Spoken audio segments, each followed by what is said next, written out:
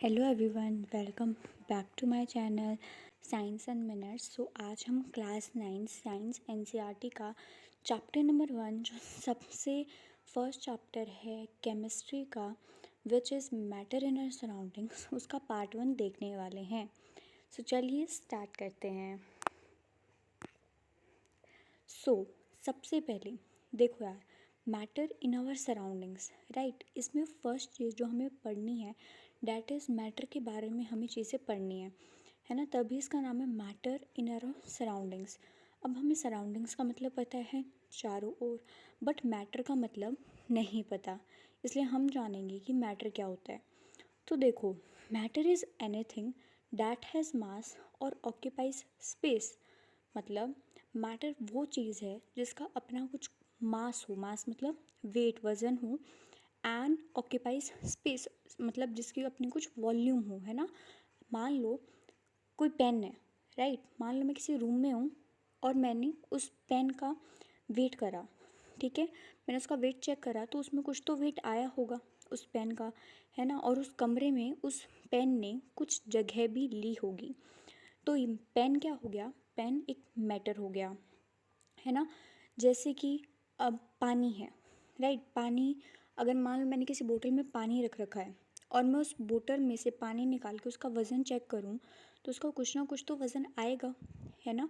And उसने मतलब उस पानी ने उस बोतल के अंदर कुछ जगह ले रखी है, राइट। तो उसकी वॉल्यूम भी हो गई।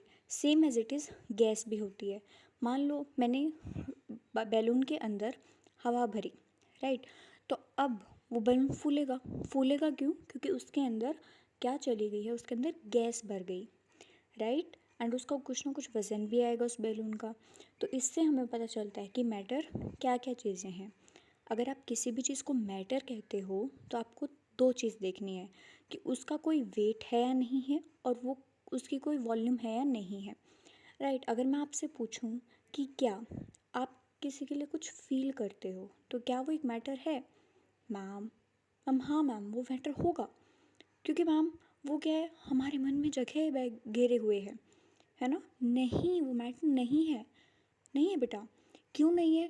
क्योंकि देखो, अगर हम ये तो नहीं बोल सकते ना कि मैं तुमसे 4 किलो प्यार करता हूँ या मैं तुमसे 4 किलो कुछ फील करता हूँ तुम्हारे लिए, है ना। तो उसका कुछ वेट नहीं है ना। चलिए, तो अब देखो मैटर के बारे में अगर हम पढ़ें कि मैटर किससे बना होता है, तो matter is made up of particles. Particles का हिंदी में मीनिंग होता है बेटा कण, राइट। तो मैटर छोटे छोटे कणों से मिलके बना होता है। All matter made up of very small particles, मतलब सभी मैटर, चाहे पानी हो, चाहे गैस हो, चाहे कोई भी सॉलिड थिंग हो, है ना, वो सब किससे मिलके बने होते हैं? वो सब बहुत छोटे छोटे पार्टिकल से मिलके बने होते हैं, right. These particles are too small, ये पार्टिकल्स बहुत छोटे होते हैं। So they can not be seen by the naked eyes, naked मतलब नंगी आँखें, राइट। तो इसलिए हम इसे अपनी आँखों से नहीं देख सकते। और सिंपल माइक्रोस्कोप, जो एकदम सिंपल माइक्रोस्कोप होते हैं, हम इनसे भी उन्हें नहीं देख सकते। किन्हें नहीं देख सकते? मैटर के पार्टिकल्स को।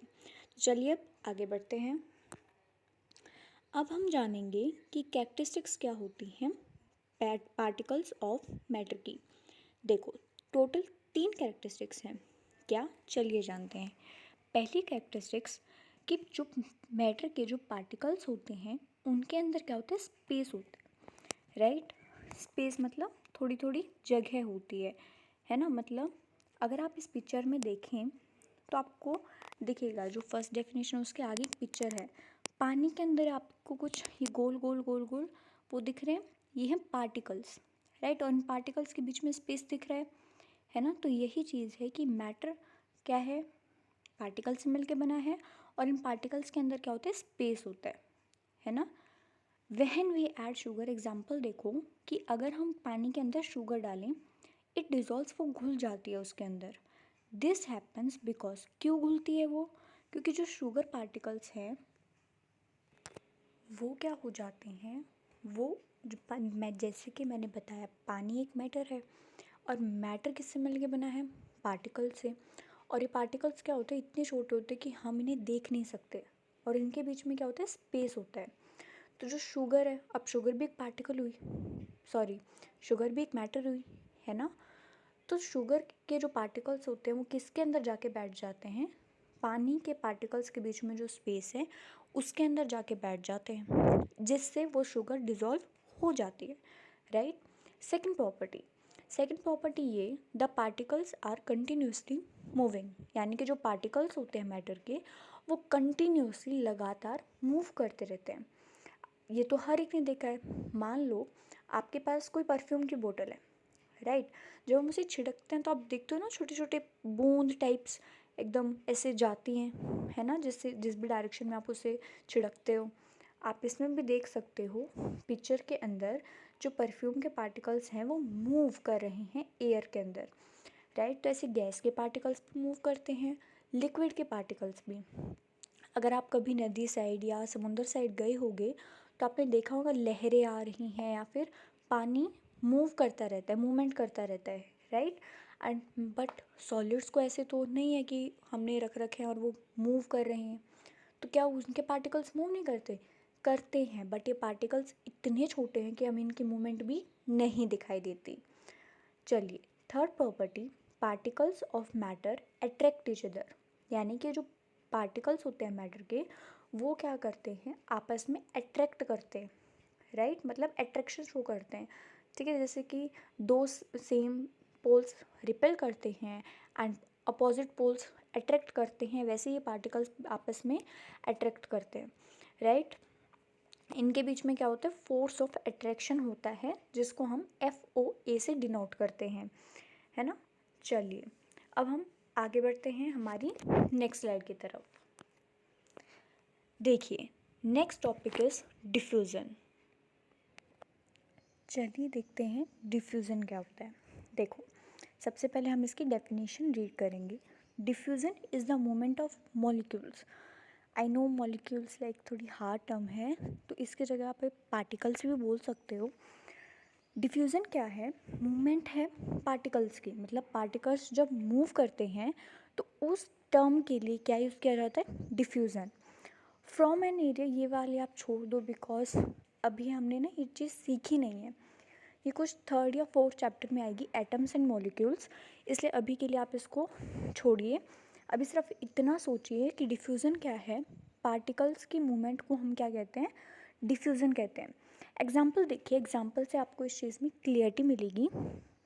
स्प्रेडिंग इंक इन वाटर, पानी के अंदर अगर हम इंक स्प्रेड करते हैं, है ना। देखिए, आपको एक बीकर लेना है, राइट, या फिर आप कांच का ग्लास ले सकते हो, उसके अंदर आपको पानी डालना है एंड पानी के अंदर आपको एक बूंद, है ना, 1 ड्रॉप इंक डालनी है।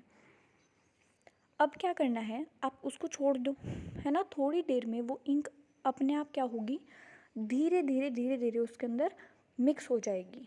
जब पार्टिकल्स अपने आप, है ना, इंक के पार्टिकल्स अपने आप पानी में मिक्स हो गए, है ना, हमने कुछ टच नहीं किया, हमने उसको ज़बरदस्ती नहीं घुमाया, है ना, कि मिक्स हो मिक्स हो मिक्स हो, नहीं, वो अपने आप मिक्स हुआ है। तो इस प्रोसेस को हम क्या बोलेंगे, डिफ्यूज़न। जब ऑटोमेटिकली पार्टिकल्स क्या हो जाएं, मिक्स हो जाएं, है ना, तो उसे हम क्या बोलते हैं, डिफ्यूज़न। चलिए आगे देखते हैं। अब देखो, टेम्परेचर क्या करता है, इफ़ेक्ट करता है डिफ्यूज़न को। किस तरीके से, देखिए, ये हम एक एक्टिविटी से अगर हम समझें, आपको क्या करना है, एक बीकर लेना है, ठीक है, 2 बीकर ले लो, ठीक है। उसके अंदर क्या करना है, एक के अंदर आपको गर्म पानी डालना है, एक के अंदर आपको एकदम ठंडा पानी डालना है। दोनों में आप एक साथ, है ना, एक टाइम पे दोनों में आप क्या करोगे, एक ड्रॉप इंक डालोगे, राइट। पेन की डाल लो, किसी भी चीज़ की डाल लो, है ना। आप देखोगे जो गर्म पानी है उसके अंदर इंक जल्दी मिक्स हो जाएगी और ठंडे पानी के अंदर धीरे धीरे मिक्स होएगी, राइट। तो इससे हमें ये चीज़ की क्लियरिटी मिलती है कि जहाँ ज़्यादा कब मिक्स होंगे, जल्दी किस में मिक्स हो जाएंगे पार्टिकल्स, हाई टेम्परेचर पे, राइट। जब हाई टेम्परेचर होगा तो उस पे पार्टिकल्स जल्दी मिक्स हो जाएंगे, ठीक है।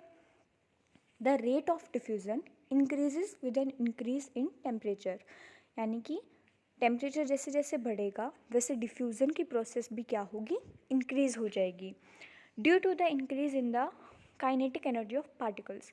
बट ऐसा क्यों हुआ, है ना?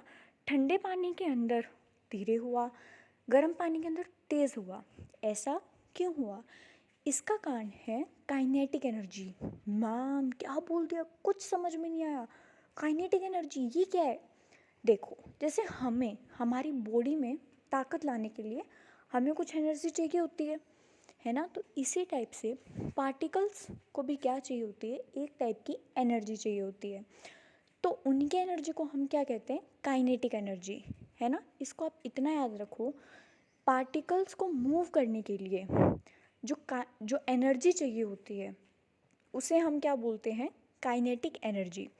ये काइनेटिक एनर्जी ज़्यादा कब होती है, हाई टेम्परेचर, है ना? अगर हम किसी भी चीज़ को गर्म कर देंगे या हाई टेम्परेचर से देंगे तो उस पार्टिकल्स के अंदर की काइनेटिक एनर्जी इंक्रीज़ होगी, जिससे वो जल्दी जल्दी क्या करेंगे, मूव करेंगे, और जल्दी मूव करेंगे तो डिफ्यूज़न भी क्या हो जाएगा, जल्दी हो जाएगा। आई होप आपको ये चीज़ काइनेटिक एनर्जी भी क्लियर हो गई होगी। आगे बढ़ते हैं नेक्स्ट स्लाइड की तरफ। अब हम बात करेंगे स्टेट्स ऑफ मैटर। मैटर कितने टाइप का होता है, कितनी स्टेट्स होती हैं इसकी? तो अभी यार मैंने आपको जब मैटर के एग्जांपल दिए तो आपने देखा होगा मैं बोल रही थी सॉलिड, लिक्विड, गैस, है ना? तो हाँ, मैटर के 3 टाइप्स होते हैं।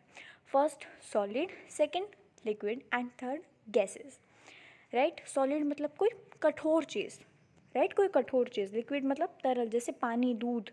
गैसेस मतलब जैसे कार्बन डाइऑक्साइड, है ना, ऑक्सीजन, नाइट्रोजन, ये सब। अब ये तो था पार्ट 1 इस वीडियो का, ठीक है, इस चैप्टर का। अगर आपको इसमें कुछ भी समझ में आया है एंड आपको लगता है कि हाँ हमें मैम का समझ आ रहा है, तो आप प्लीज़ पार्ट 2 भी देखिएगा, ठीक है? And thank you, thanks for watching, keep learning and stay curious. Bye bye. और अगर आपको वीडियो अच्छी लगी हो तो प्लीज़ लाइक करना मत भूलें, कमेंट करें कि आपको जो डाउट आया है वो प्लीज़ आप कमेंट सेक्शन में बताएं। मैं ज़रूर उसका रिप्लाई करूँगी विद इन 2 डेज़, ठीक है, या 1 डेज़ के अंदर मैं कर दूँगी। एंड शेयर करें अपने फ्रेंड्स के साथ जिनको नहीं समझ में आता और आप चाहते हो कि आपके फ्रेंड को भी समझ में आए। एंड सब्सक्राइब करें for more videos. Bye bye. हाँ, और आगे का चैप्टर हम कंटिन्यू करेंगे हमारे पार्ट 2 में।